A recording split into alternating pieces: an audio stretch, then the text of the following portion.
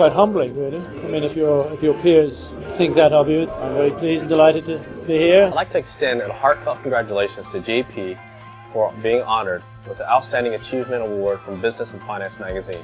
You know, knowing who the previous winners are and the calibre of the judging panel, this really is an honour.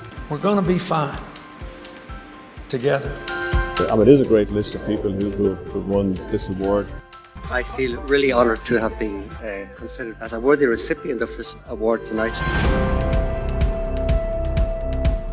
The President and Chief Executive of the New York Stock Exchange, Mr. Duncan Niederauer. It's very important to recognise various businesses, recognise individuals. I accept it humbly on behalf of the great team at Glanbia. There are some moments in your life that I think you will never forget, and I rather fancy that this evening will be one of them. I have been in management for over 50 years, and during that time, business and finance has been compulsory reading. I think it's incredibly important to nurture the talent in Ireland. And, you know, one of the things we've got to really do to support that talent is invest in our education system, invest in skills and training. And the fact that doing good is also good for business. So let's toast to Mary, There's a lovely undertone of something about giving to others, something about thinking about others, and that has really been threaded through this evening. It's a pleasure to join you this evening on what has become a prestigious event for Ireland's business and financial community. Boldness has genius, magic and power in it. It's really important that we recognise business success in all its forms. Well, the awards are important in themselves, but it's a great privilege to be the honoree in respect of this particular award. Well, it's great as an Irish American, as a person who runs a company that has a lot of interest in Ireland. It's great to be honoured, and it's an honour for me to be here. There's an annual rite of passage now, but the last couple of decades, the Irish business community has become truly a global force. The awards are massively important. I mean, what they do is celebrate success. It means a lot because it's a prize, an award, first award with the name of Peter Sutherland Leadership Award. We're Ireland, we're working together, our strength has always been our capacity to pull together. The professionalism they bring to ensuring that Ireland is a great location for FDI. I'm really confident and ambitious for our country and for Irish business. And that's largely down to the people we have. We may not be able to predict the future, but we can create an even better future for the next generation in Ireland. For the service that you gave Europe, for your leadership of the European Central Bank, and when stepping up when it was really needed. Many reasons to be thankful tonight. First, for the warmth of your applause, but also for the opportunity I had tonight to see many old friends, many people with whom I shared important times for Europe.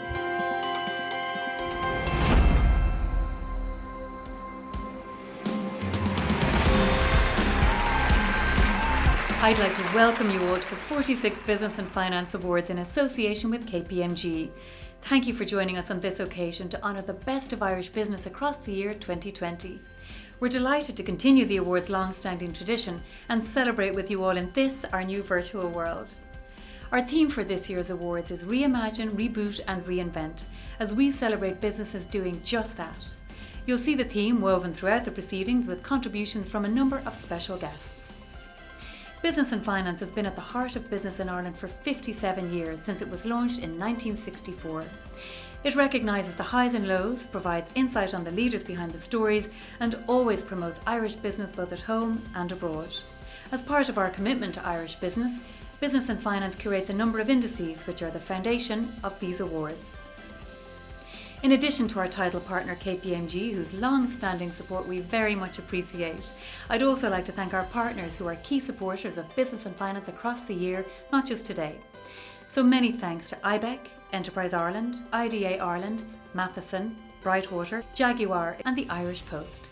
We'd also like to thank the patrons to our programme, HSBC, Iris REIT, First Derivatives, Sky Ireland, CPL, Maples, Intel, Smurfit Kappa, Norberg Labs and National Broadband Ireland. This year we had an outstanding response to our nominations process, and our judges were encouraged and inspired by the standard of entries. They had the unenviable task of deliberating over the shortlist, and as usual they did an exemplary job. I'd like to take a moment to thank our judging panel led by Chairperson Frances Ruane.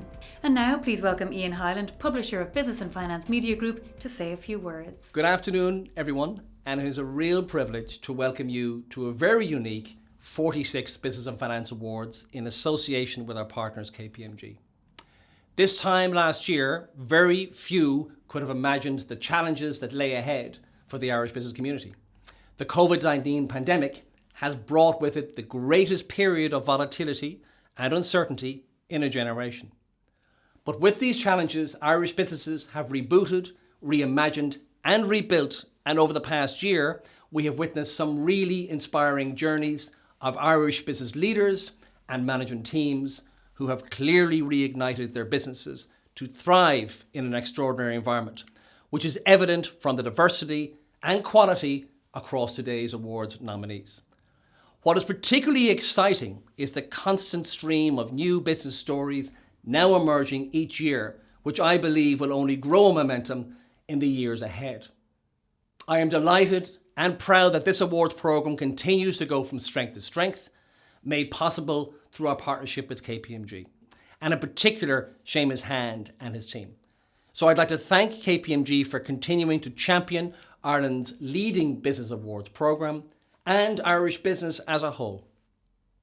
Indeed, since 1974, the Business and Finance Awards programme has recognised some outstanding business stories, and 2020 has provided our esteemed judging panel under the guidance of Chair Professor Frances Ruane with incredible examples of resilience, reinvention, innovation and expansion at all scales. This is a very different occasion than we are used to. However, it has also provided us with the opportunity to expand the reach of the awards internationally.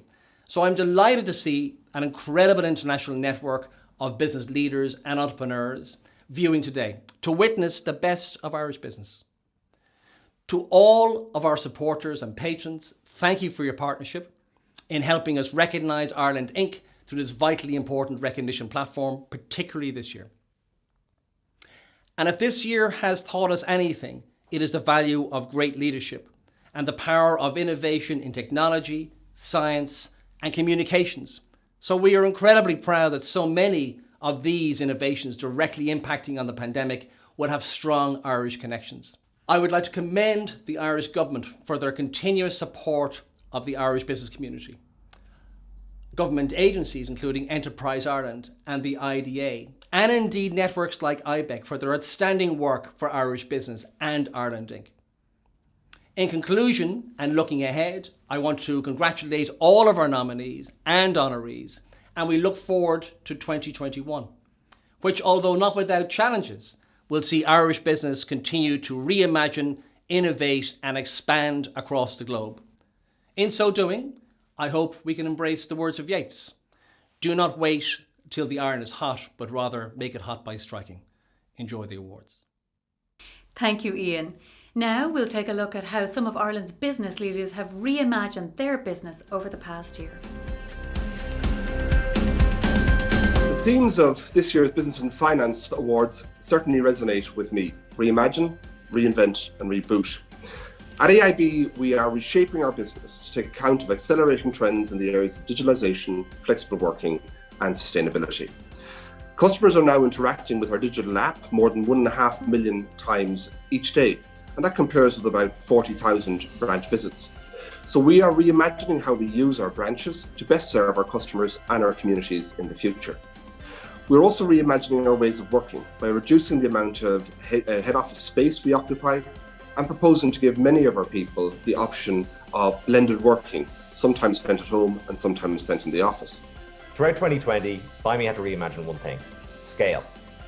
In the preceding months after the onset of COVID-19, we saw demand for our business grow by 300%. We needed to scale all of our systems to make sure that we could rise to the challenge and ensure that our customers had access to stable grocery supply. In doing so, we maintained an uptime of over 99.98%. In Q2, we announced the recruitment of over 200 additional personal shopper roles across both Dublin and Cork, roles I'm happy to say we've hired, and we're still hiring. And finally, we had to reimagine our funding strategy. With the business now trading over 540% year to date, we've brought in a tremendous collection of new investors who are joining us on this journey. And as we head into 2021, we are ready to continue to scale. With 8.2 million in funding secured, we're ready for the challenge. One of the things that happened that everyone kind of knows us for is that we got asked to build a COVID app for the Irish government. We launched that successfully, and then we took it and we rolled it out to a total of 10 governments in the space of about 5 months last year. And the interesting thing is that we did all of that remotely. Not one Nearform person has met any person from those governments in person during that period, which is a really interesting capability for an Irish company to have. And so really excited about 2021.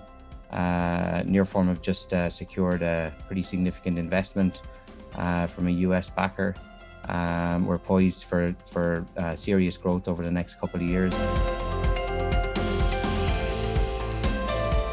Throughout today's broadcast, we'll be honouring 5 leading Irish businesses.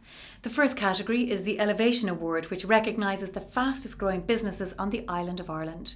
Crucial to the success and growth of these businesses is Enterprise Ireland. The nominees for the Elevation Award in association with Enterprise Ireland are Aerogen, Buy Media, Buy Me, Chanel Pharma, Cubic Telecom, Let's Get Checked, Nearform, and Forest. We're delighted to welcome Kevin Sherry, Executive Director of Enterprise Ireland, to announce the recipient. From startup over 20 years ago, over a butcher shop in the west of Ireland, this company has grown to be Ireland's largest indigenous medtech company. Headquartered in Galway, it is now a global company with offices in San Francisco, Chicago, London, Delhi, Dubai, and Beijing. Just last week, they announced a new facility in Shannon that they plan to employ over 90 people. To date, over 13 million people in 75 countries around the world have benefited from their technology, from babies to adults. In 2020 alone, 3 million of its products were supplied for use by critical care teams in ICUs around the world. Those products helped save many lives during the current COVID-19 pandemic. I am really delighted to announce the winner of the 2020 Business and Finance Elevation Award in association with Enterprise Ireland is Aerogen.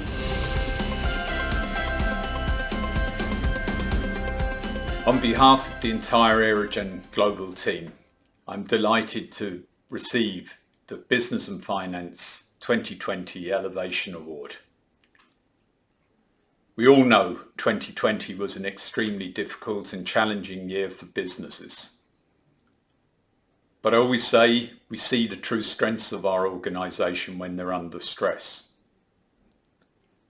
For Aerogen, as COVID-19 seemed to be shutting the world around us, this meant we needed to ramp up production by over 50% in response to our customer demands. By doing this, we managed to send product to over 80 countries around the world, treating nearly 3 million patients in acute care ventilator settings, and ensuring that these patients received optimized aerosol drug delivery in their care. Impacting patient outcomes is what Aerogen is really all about. And really this award is in recognition of the efforts of our team, and I am therefore delighted to receive it. Thank you. Thank you very much, Kevin, and congratulations to Aerogen, a very deserving winner. Up next, we have the FDI of the Year Award in association with IDA Ireland. The FDI of the Year Award recognises the achievements of international companies in Ireland who've been successful in using Ireland to drive growth in product, market presence and revenue throughout their investment. We've shortlisted a number of great companies who are all deserving of the honour. To announce the winner, please welcome Martin Shanahan, CEO of IDA Ireland. I am delighted to be invited by Business and Finance to again announce this year's winner of the Business and Finance FDI of the Year Award. Before I do that, it has been a difficult year for citizens, countries and companies, and we are still in the midst of a very difficult period. Vaccines and therapies have brought new hope that this will pass. Over the past year, we have seen FDI perform extraordinarily well in the context of a very difficult global operating environment. Sectors like technology, pharma, medtech and international financial services continue to drive the Irish economy.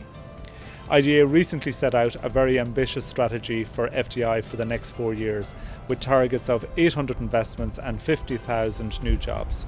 While the outlook is challenging, we believe that this is possible with the support of all stakeholders. And the first few months of 2021 have seen significant investments already announced. I would like to thank all those who have supported IDA and our multinational companies over the past year. And to the task at hand, the Business and Finance citation for the award winner reads as follows. This company is a leading telecommunications provider employing 1,000 people across Ireland. They combine cutting-edge technology with a relentless focus on their customers, their motto being, they believe in better. The COVID-19 pandemic created a number of challenges for operations, but due to a refocused strategy on people, they achieved record total revenues and customer satisfaction. Committed to being Europe's first net zero carbon entertainment company by 2030, this company is cutting carbon emissions created by their businesses, but also by their suppliers across the world. They have supported the Irish community by partnering with Age Action to improve digital literacy for older people to communicate with loved ones. I am delighted to announce that the winner of the 2020 Business and Finance FDI of the Year award is Sky Ireland. Thank you, Business and Finance, for awarding Sky the FDI of the Year. I am really delighted to accept this award on behalf of my 950 colleagues here at Sky. And Sky has been investing significantly in our Irish business over the last 10 years. We're now the largest TV platform in over 40% of Irish homes. We've transformed into a truly multi-product business. We launched broadband in 2014, and we now have the widest fibre network in the country. We launched Sky Q, which makes it easy to access all your favorite content, whether it's great Sky content, Netflix, BT Sport, whatever, all in one place, easy. And we've launched an innovative streaming service called Now TV, which has gone from strength to strength. But the investment that I personally am most proud of is that investment in our people. I have almost 1,000 fantastic colleagues here in Dublin who have, over the last 12 months, have ensured that we are there for our customers when they needed us most. So this generous award is for them. Thank you once again. Congratulations to Sky Ireland on their fantastic win. And now we'll take a look at how businesses in Ireland have reinvented over the past year. So IBEC, like the rest of the Irish business community, not alone had to recover from the pandemic, but also to reinvent ourselves. And I think the Irish business model is also capable of that reinvention. When we get back to full capacity again, I'm sure we will have a much stronger, more sustainable and more equitable economy. And I think this is something that we have had a chance to have that reset now, think about a better way of doing business. So I'm very confident as we get into this year that we'll have learned quite a lot of lessons about the stability of our business model and also how progressive our society can be. So I look forward to the reinvention. So at the onset of COVID at the end of February 2020, we set ourselves really that safety and well-being of all our residents and our employees was our paramount objective. And if we could do that, then the business would run well. So what we did in terms of residents, we tried to ensure in line with public health measures and all the various restrictions and social distancing to put in place, and we adapted very quickly to put in place new ways of working to actually fit into this new environment. So we set up a resident portal where people could actually contact us in relation to maintenance requests through their phone or through their laptops. And over 70% of our tenants actually in a very short space of time started using that to put through maintenance requests. As the homes have become such an important part of everyone's life, from work to family life to homeschooling, you can imagine that washing machines and dishwashers and all were failing much more quickly. So our frontline staff are our maintenance team, and I have to say they provided a very professional service to everyone during this time. At Vodafone, we have been focusing on rapidly responding and changing to deliver for our 2.3 million customers as circumstances around us has changed. thousands of businesses, including Vodafone, were thrust overnight into a working from home model. Connectivity to services and activities such as video streaming, collaboration tools, and online learning became even more critical.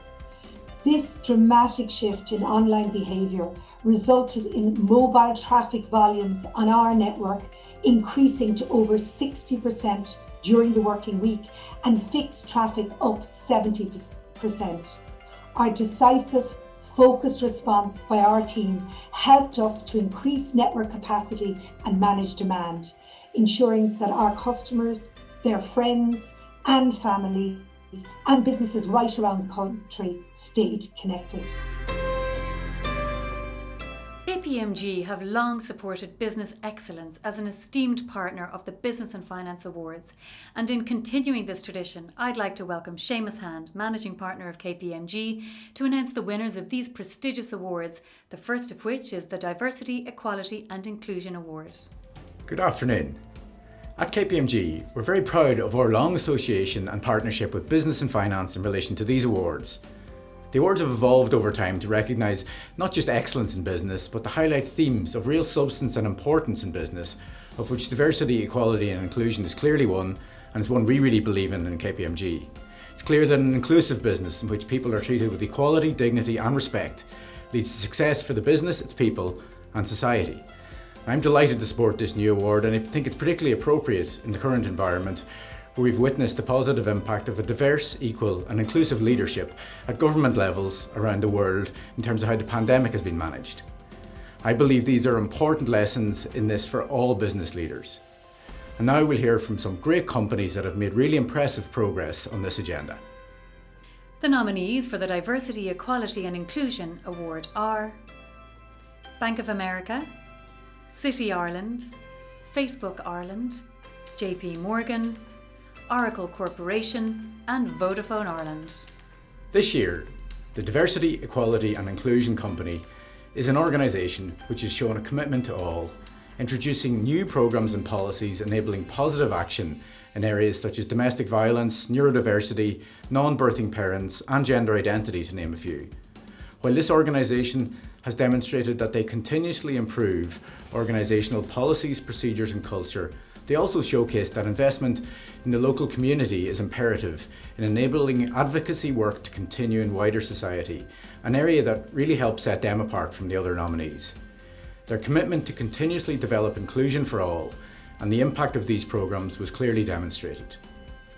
I'm delighted to announce that the winner of the Business and Finance Diversity, Equality and Inclusion Award in association with KPMG is Vodafone Ireland. Congratulations to Anne and the team. Thank you, Seamus. I'm delighted to accept the Diversity, Equality, Inclusion Award from everybody at Vodafone. Thank you to the judges for selecting us from a great range of companies.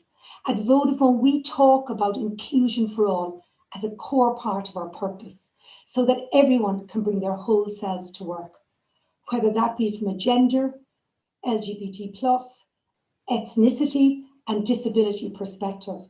We're so proud of the work that we've done. At Vodafone now, over 54% of our leaders are female. That has given us a great platform to build out so that everybody feels and belongs at Vodafone. I know that having such a diverse range of opinions, skills and backgrounds has helped us deliver superior business results. So have a great evening and thank you again. Thanks so much for that, Seamus, and congratulations to the team at Vodafone. Now we'll take a short break from the awards. I'm joined by an impressive panel of guest speakers who'll be sharing with us how their businesses are scaling up in 2021. Please welcome moderator Olivia Lynch, tax partner in KPMG. Hello and welcome to the Business and Finance Awards panel spotlight in association with KPMG. I'm Olivia Lynch, tax partner with KPMG Ireland. And after an extraordinary year of upheaval, it's time to look ahead. So the theme for today is scaling your business in 2021. We'll be speaking with the business leaders behind some of the most successful companies to get their views. And if tweeting today, please use the hashtag BNF Awards to be part of the online discussion. Over to our panel now, where I'm really delighted to be joined by JD Buckley, CEO of Sky Ireland, Fiona Dawson, Global President, Food, Multi-Sales and Global Customers for Mars and also Non-Executive Director with Lego, and Dr. Eddie O'Connor, Founder and Executive Chairman of Mainstream Renewable Power. You're all very welcome and thank you for joining us today. So Eddie, I'll come to you first if I may. 2021 certainly started very well for Mainstream, and congratulations on completing the recent majority equity sale to Aker Horizons, which I think valued Mainstream at over €1 billion, a huge achievement. How did you go about choosing Aker as your partner for the future?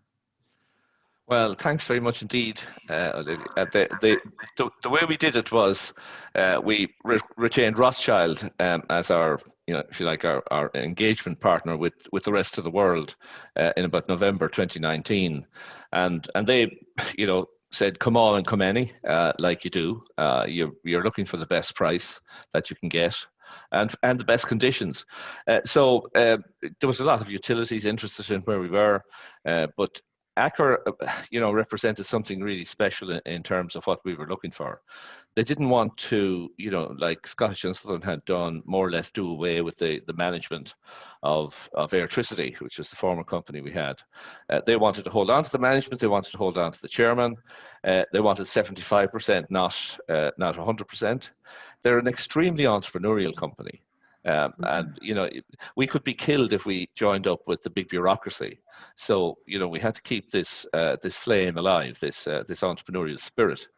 And here was a company trying to reposition itself. It was huge in shipping, in fishing, in oil and gas, actually, in underwater stuff, and they wanted to get out of that over time, but also to become big players in our industry. So they entered the process very late, actually. They were really probably only about last September did they really engage. But our staff always said, they asked the most intelligent questions. They asked about half the questions everybody else asked, but they were always the brightest ones. So at the final point, they're Norwegian. Now, the Norwegians, when it comes to combating global warming, are way ahead of us here in Ireland. They're way ahead of almost every other nation. They've committed huge amount of resources to it. And the Norwegian government are investors in Aker. It's very interesting for me, as an Irishman who couldn't get any kind of backing at all here in Ireland for any of our ventures. When you look at Aker, there's the Norwegian government are huge shareholders there. And so the issue we always had was access to money. Now with Aker, we have complete access to big money from the government and intermediate money then from the company itself. It does sound like it's going to give you great opportunities to, I suppose, move ahead in the future, and best of luck with that, Eddie. Interesting times ahead. And maybe JD, over to you. For Sky, like so many businesses, 2020 has been a unique year, but it's also been a year I can see of impressive milestones, with record customer numbers, a presence in 40% of Irish homes, I think, best-in-class customer service, and all against a backdrop of your highest ever people scores. For businesses listening today, what can they take from your approach to expansion and executing your plans? Well, I mean, you're right. 2020 was certainly a very unique year for everybody, and it wasn't the year that any of us had planned. And look, we had disruption like most businesses. We weren't allowed to enter our customers' homes during periods. So, servicing their broadband issues was an issue. We had to close our retail footprint for much of the year. And of course, live sport stopped for all of us for a period of time, which had a big knock-on impact on our TV business. So we quickly put together a plan, and it really focused on two things. One, focused on our people, and two, our customers. So, on our people, we decided we were going to make our people our number one priority. We've got 1,000 people in an office in Dublin, or at least we had. We got them all out and home safely, got them the tools they needed to do their work. Now, anybody from a corporate background would know that project would have taken about 2 years, and a big project plan beforehand, and a lot of governance and all that. And obviously we did it in a couple of weeks, and our people, have to be thanked for that. We put in a lot of stuff around making sure that their well-being was looked after, whether it's mental health initiatives or Feel Good Fridays, where they could take a few hours off on a Friday just to do whatever they want to mind themselves. And then we dialed up our communications in a big way. So we started talking to our people much more frequently and much less formally than we would have had in the past. In the past, it would have been big set pieces, on a monthly or quarterly basis. This was like you were dropping into meetings on Zoom. You were doing weekly all hands sessions, and I think that sort of informal but much more frequent communication style really went down well. And then the second point is focusing on our customers.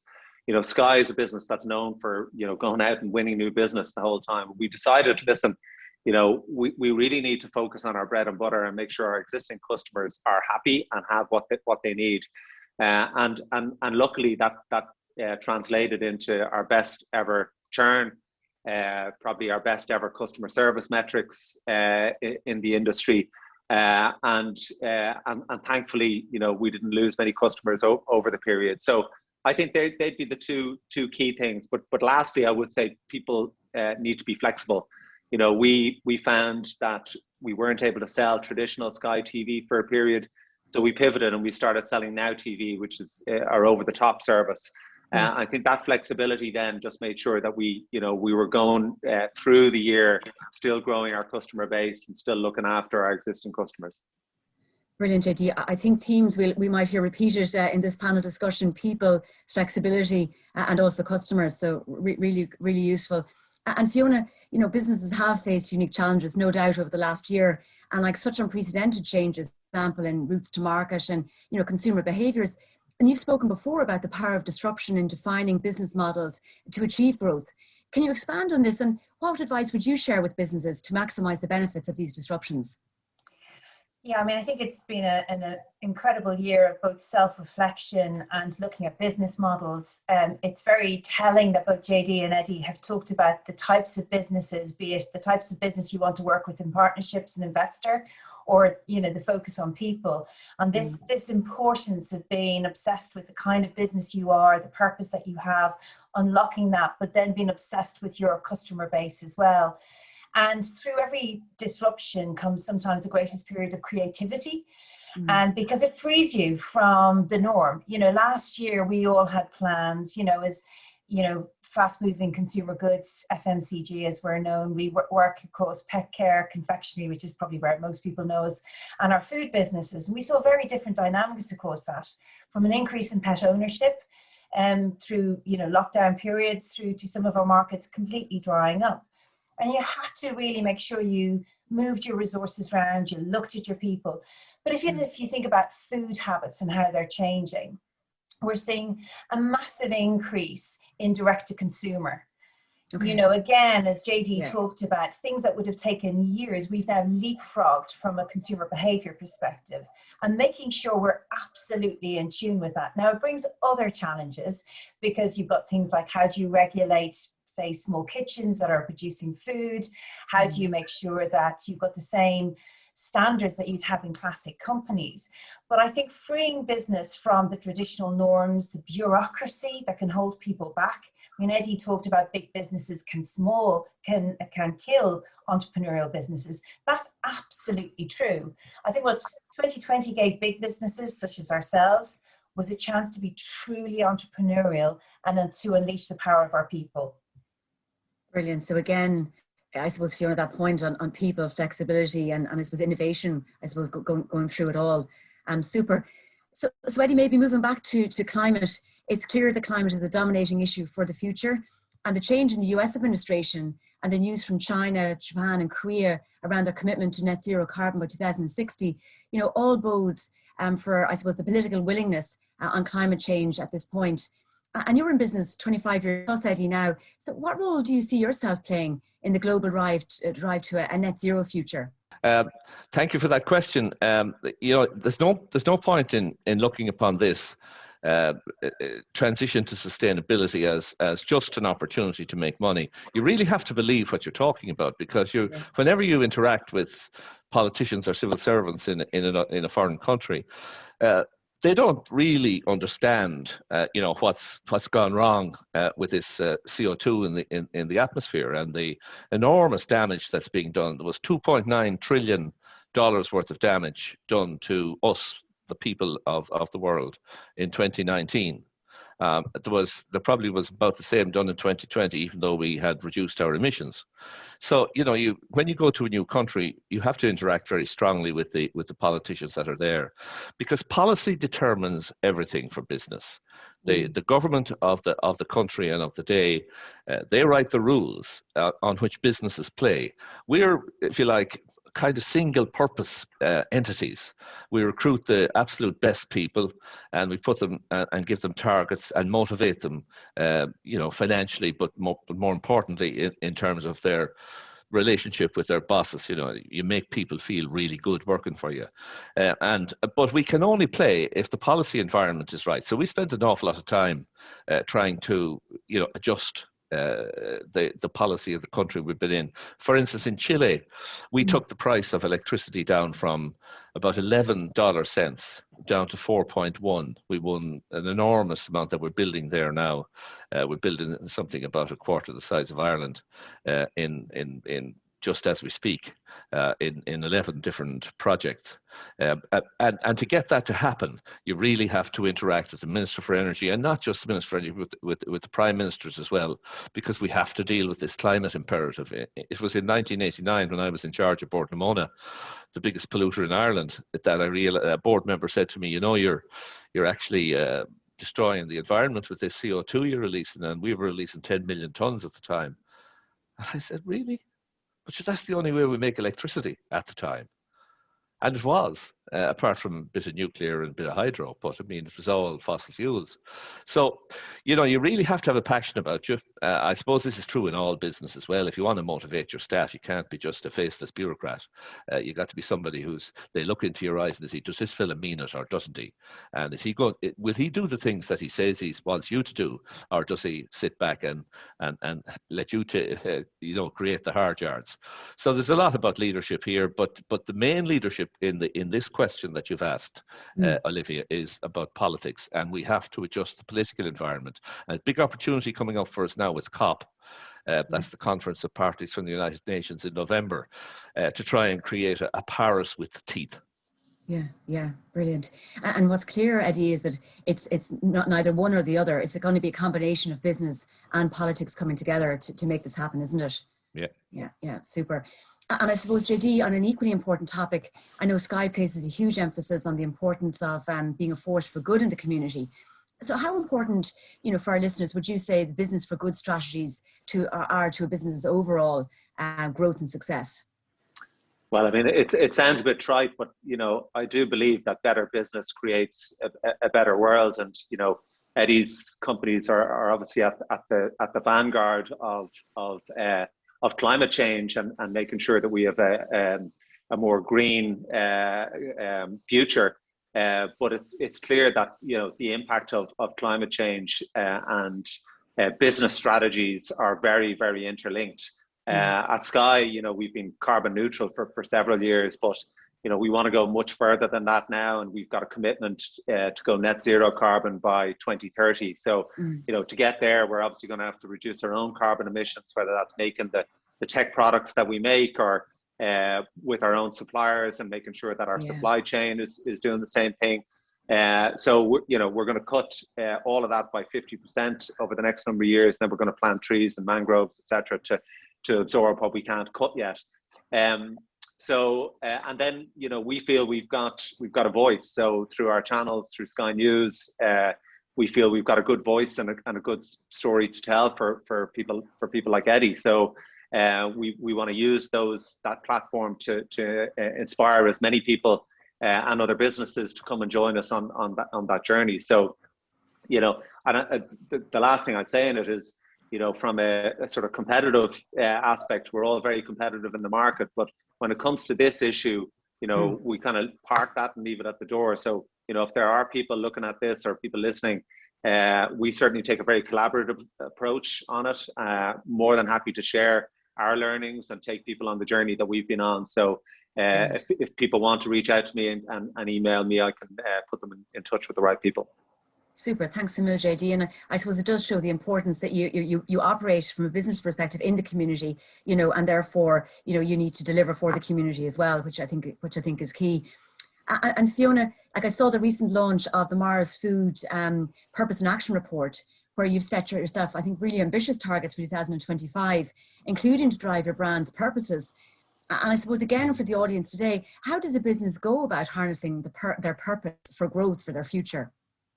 I think we've touched on it a little bit in terms of this point of consistency. Your first and most important audience are your employees, or as we would call them, your associates. They've got to know that what you're saying on the outside is absolutely consistent on the inside. That's the starting point. I think, you know, I'm very lucky to work for a privately held company. You know, we've got sales in over 80 different markets and in excess of 35 billion across all of our portfolio. But working for a family business, we talk about multi-generational thinking.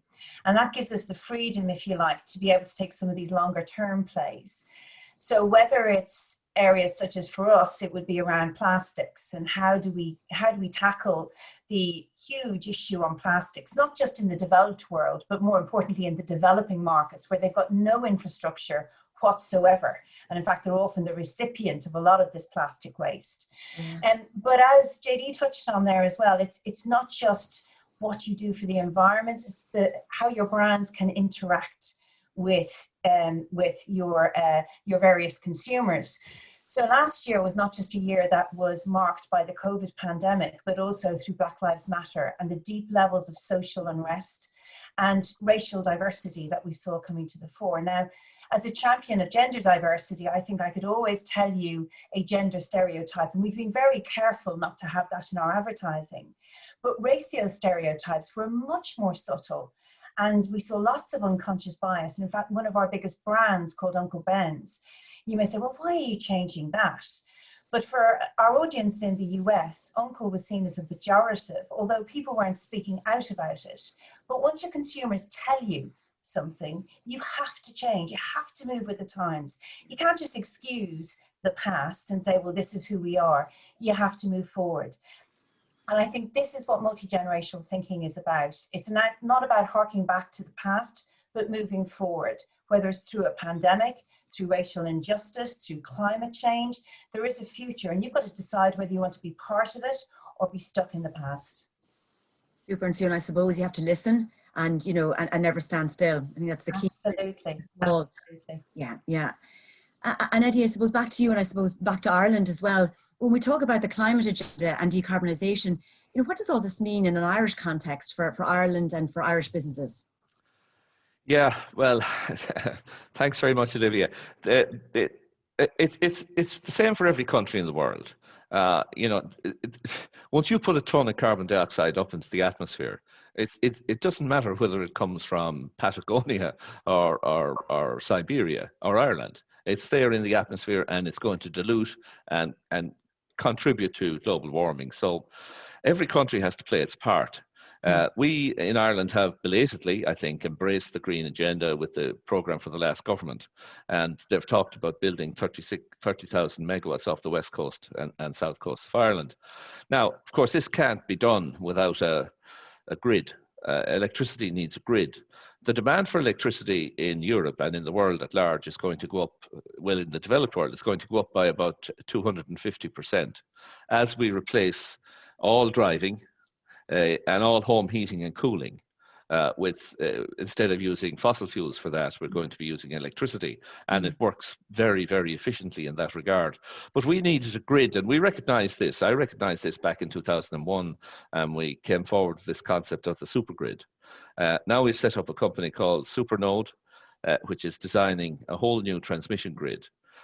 We're not big on physical, if you like, development, research and development in Ireland. We're very big on pharma research. We're good at, you know, the Collison brothers doing their, you know, their coding and their, you know, IT development.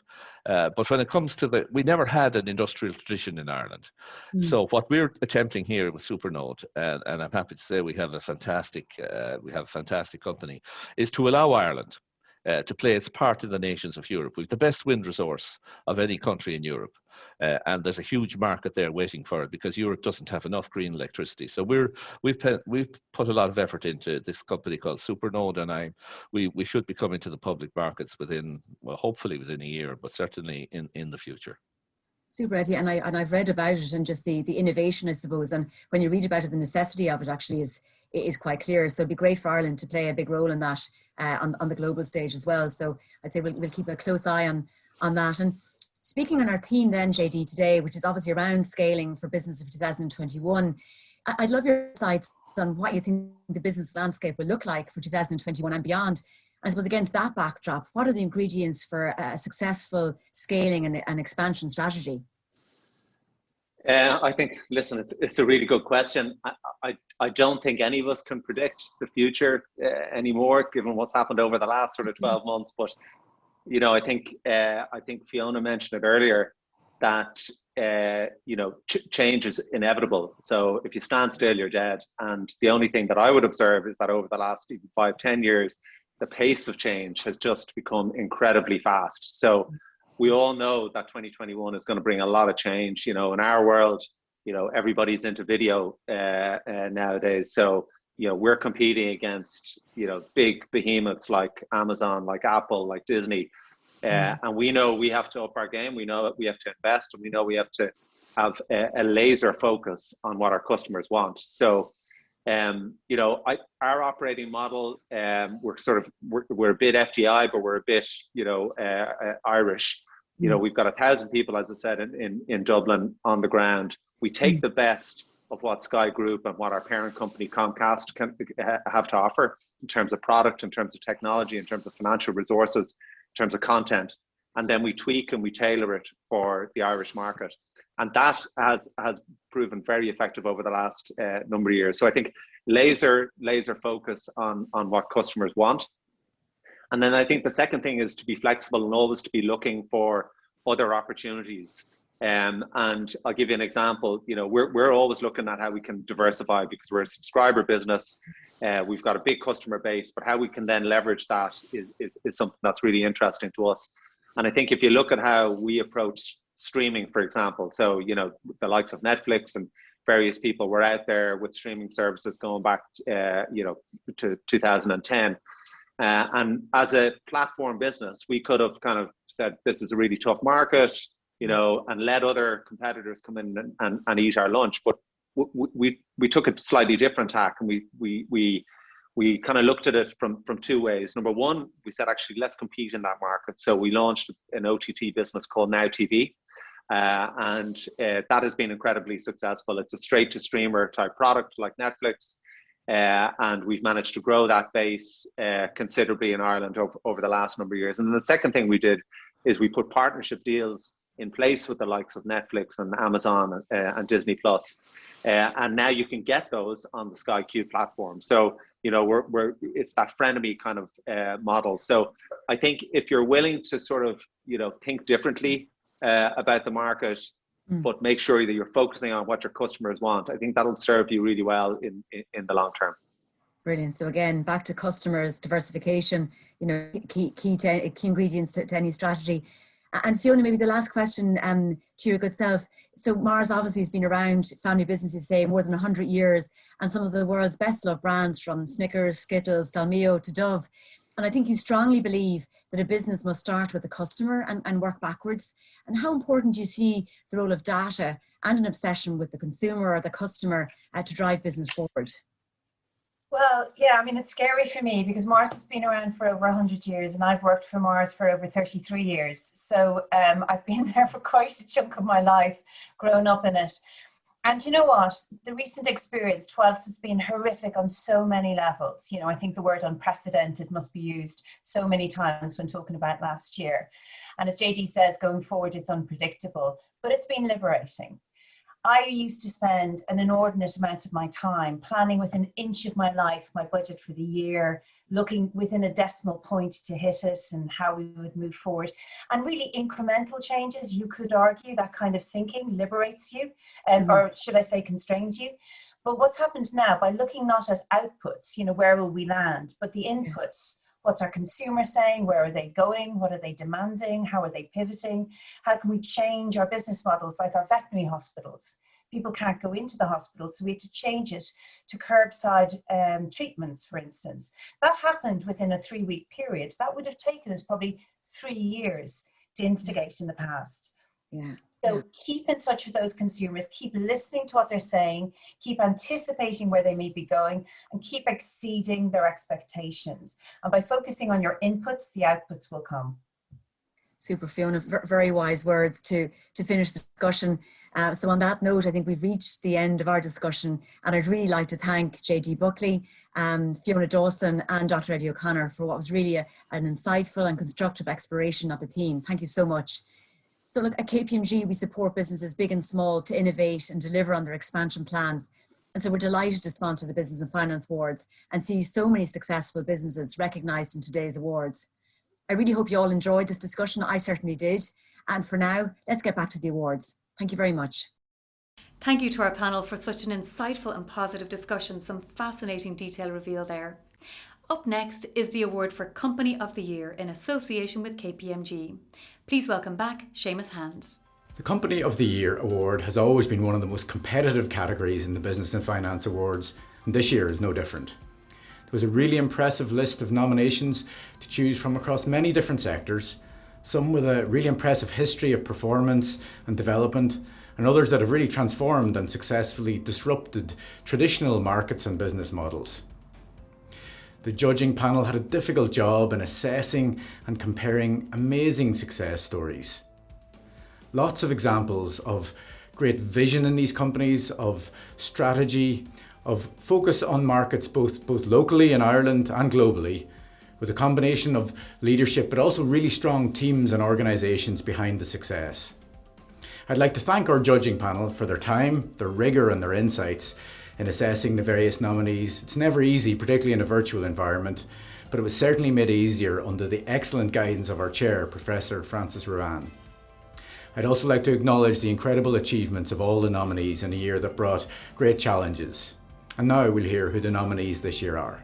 The nominees for Company of the Year in association with KPMG are An Post, CPL, Diaceutics, eShopWorld, First Derivatives, Ornua, TransferMate, Global Payments and UDG Healthcare. The winner of this award is a company that truly is a household name in every sense. A company that started out in a traditional industry but has shown amazing adaptability and agility to pivot its strategy into the modern business environment with a particular focus on e-commerce, parcels and financial services. The successful transformation of this semi-state company, both operationally and financially over the last few years, has been really impressive, as has their relentless focus on their people, on diversity and inclusion, on community and particularly on the sustainability agenda. Throughout the COVID crisis, I think I speak for all of us when I say how proud we were and are of the role that this company and all of its employees around the country played in ensuring that we stayed connected, particularly with some of the older and more isolated and vulnerable members of our communities. And it gives me great pleasure now to announce that the winner of the Business and Finance Company of the Year Award in association with KPMG is An Post. Congratulations to David and the team. Thank you so much, Business and Finance. I'm absolutely honoured to accept this award on behalf of An Post. 2020 is the year we've really lived up to our purpose. Our purpose is to act for the common good now and for generations to come. I have to thank our incredible frontline staff, whether it be our postmen and postwomen or people in our post offices. They have been extraordinary throughout this pandemic. And then, of course, all the people who've supported them and helped deliver a service that is something that is above and beyond what we ever imagined we'd be able to do. I have to thank my fantastic management team. I'm so proud that I have the best management team of any business in Ireland. And it's a team that day and night keeps innovating, keeps coming up with new ideas, keeps thinking of new ways to serve customers. And customers, of course, are everything to us because we are owned by the citizens of Ireland. We're owned by our customers. And so it's what we get from our customers and the thanks we've got and the appreciation we've got. That's what gives us the strength and the courage and the energy to keep fighting on against all of the things that are happening that make it so difficult to deliver a business in these times. We've had a fantastic year. We've really enjoyed keeping Ireland trading, keeping customers going, and we really look forward to innovating for the future and certainly being a major part of helping Ireland's recovery post-COVID. Thank you again, Business and Finance, and thank you all for this really great honour. Congratulations, David, and everyone in An Post. Up next, we'd like to share with you how some of Ireland's business leaders have been rebooting for 2021. Here, they shared their stories of success. So I know when people hear words like reboot and reinvention, it sounds so intimidating if you're a business leader just trying to survive right now. For me, the key to success over the past year has been keeping in mind that we're not returning to some new normal. We're entering a period of the never normal, but the only constant is going to be change. Change to the way we do business, change to the way our teams work, the way our customers, what they're going to demand from us. So in this period, I always think in my mind of that great line from Jeff Bezos of Amazon. He said, to be successful in this kind of environment, the secret is to be stubborn on your vision, but very agile in the detail. So understand why your company is relevant today, how you can survive every single day by serving your customers better, understanding their problems better. Everything else flows from that. So for me, the key is not to be reinventing yourself, but to become more resilient and more relevant to your customers in the future. That's the secret to the success of a business leader in the age of the never normal. CPL's transformational talent strategy has enabled us to grow and reboot in what are extremely challenging conditions for everyone. Our strapline is Work the Future, which demonstrates our commitment to working with our colleagues, with our clients, and our community to face the future with confidence. As we reboot, the health and well-being of our employees and our clients is our top priority. We have built flexibility into our business model to enable our people to balance both work and family responsibilities and to support both their mental and physical well-being. We have also accelerated our digital transformation in order to better serve both our clients and our employees. We are looking forward to 2021, where we will take the learnings of 2020 and build back better. 2020 for us was certainly a pretty remarkable year. We've grown through 2020. We're over 200%. We're 3 times the size we were before the pandemic started, 3 times as many customers, 3 times as many employees. We're an employee communication platform, and communication has certainly become a lot more critical in 2020. So we help organizations not just inform employees, but also connect, engage with them, shape the culture in the organization, and that's what our employee communication platform does. You need to start out in the very beginning with a very clear and constructive plan as to how you're going to survive a crisis. And that's exactly what we did in Dalata back at the very beginning of this, where we set out 3 things that we were going to do. That was look after our people, look after our business, and look after our cash. And all of those things were pretty critical as we rolled through 2020. And as we start to come out of the crisis and we look forward with anticipation as vaccines are rolled out, that we will be in a very good position because we still have all our key teams in place. We still have a very strong relationship with our customers, and we're still very strong in cash. So when I start to look forward, I look forward with great hope because of the things we have done over the last 12 months or so. And now we come to the last award, Business Person of the Year in association with KPMG. 2020 will surely go down as one of the most challenging years for leading a business. But it certainly didn't stop us having a long list of inspirational leadership stories to choose from for the Business Person of the Year award. In addition to what we thought was already a wide-ranging leadership agenda, the outbreak of the pandemic introduced new and very different challenges to many in leadership positions in Irish business. The pace of change, the advancement of digital innovation, the increasingly necessary focus on the sustainability agenda, and of course the ever-present issue of Brexit were just some of the agenda items for business leaders over the year. In KPMG, we're very proud not only to work with so many leaders and their teams on these issues and opportunities, but we're also really delighted to once again support this incredibly important category. And now we'll hear who this year's nominees are. The nominees for Business Person of the Year in association with KPMG are Brendan McAtamney, UDG Healthcare, Carolyn Lennon, AIR, Cathal Friel, Open Orphan plc, David McCourt, National Broadband Ireland, Harry Hughes, Portwest UC, Joe Hogan, OpenNet, John Power, Aerogen, Margaret Sweeney, Iris Reet, Pat McDonough, Supermax, Peter Keeling, Diaceutics, Sinead Fitzmaurice, TransferMate Global Payments, Tina McKenzie, Staffline Recruitment Ireland, and Tommy Kelly, eShop World. The recipient for this year's Business Person of the Year award clearly meets the definition of an inspirational leader.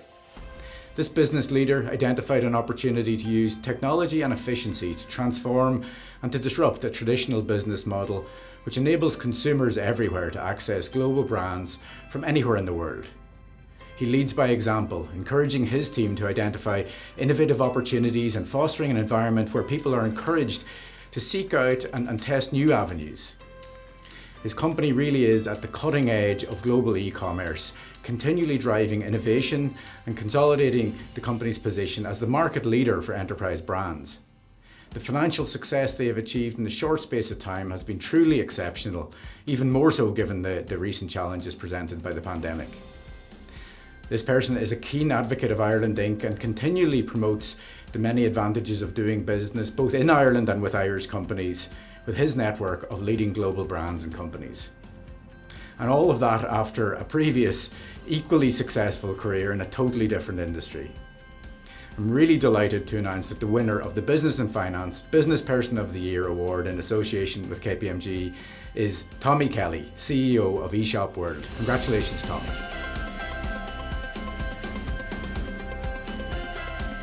I say a big thank you to everybody, both the judges and all the participants.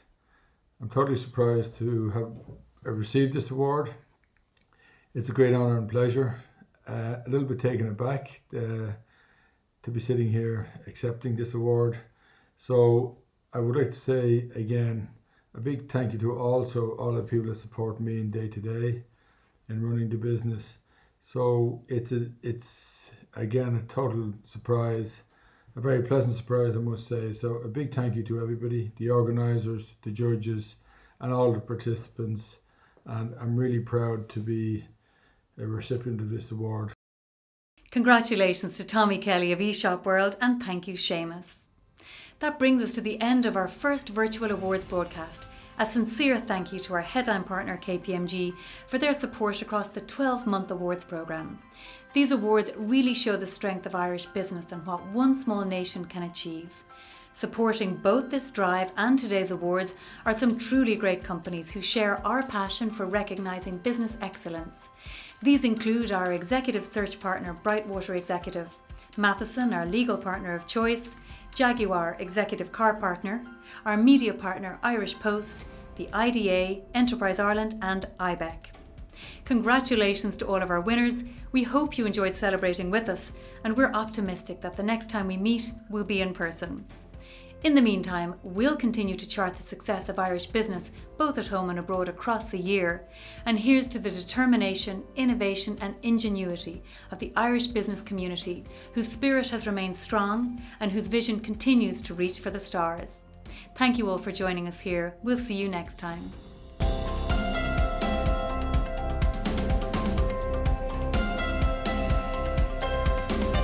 The winner of the Business and Finance Business Person of the Year award in association with KPMG is Tommy Kelly, CEO of eShop World. So a big thank you to everybody, the organisers, the judges and all the participants, and I'm really proud to be a recipient of this award. The winner of the 2020 Business and Finance FDI of the Year award is Sky Ireland. The investment that I personally am most proud of is that investment in our people. I have almost 1,000 fantastic colleagues here in Dublin who have over the last 12 months have ensured that we are there for our customers when they needed us most. The winner of the Business and Finance Diversity, Equality and Inclusion Award in association with KPMG is Vodafone Ireland. We're so proud of the work that we've done. At Vodafone now, over 54% of our leaders are female. That has given us a great platform to build out so that everybody feels and belongs at Vodafone. The winner of the 2020 Business and Finance Elevation Award in association with Enterprise Ireland is Aerogen. This award is in recognition of the efforts of our team, and I am therefore delighted to receive it. The winner of the Business and Finance Company of the Year Award in association with KPMG is Ann Pust. Customers, of course, are everything to us because we are owned by the citizens of Ireland. We're owned by our customers. And so it's what we get from our customers and the thanks we've got and the appreciation we've got. That's what gives us the strength and the courage and the energy to keep fighting on against all of the things that are happening that make it so difficult to deliver a business in these times.